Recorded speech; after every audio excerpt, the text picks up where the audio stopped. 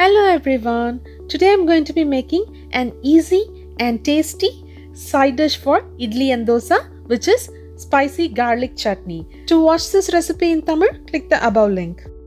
For this chutney, I'm going to use 10 to 15 garlic cloves. Either it is peeled or with skin, both taste the same. Crush the garlics like this. It should be coarse, not a paste.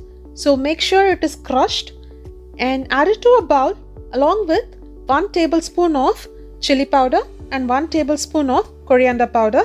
I always have mine mixed equally so that I'm adding 2 tablespoons. Along with this, I'm adding salt to taste and give it a nice mix so that there is no lumps of garlic.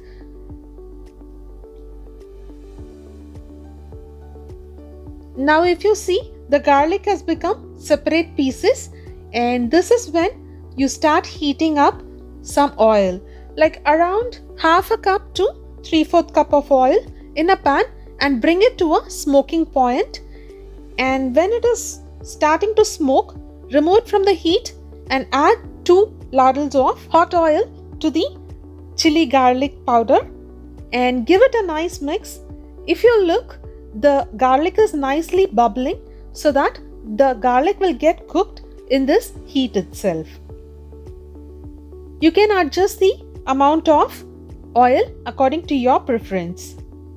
Give it a nice mix, and this chutney can be stored for at least 10 to 15 days in the room temperature.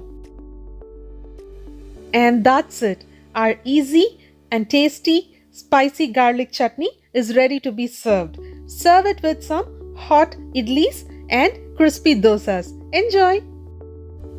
If you like the video, give it a thumbs up and subscribe to the channel and click the bell icon if you wish to receive further notifications on my future videos.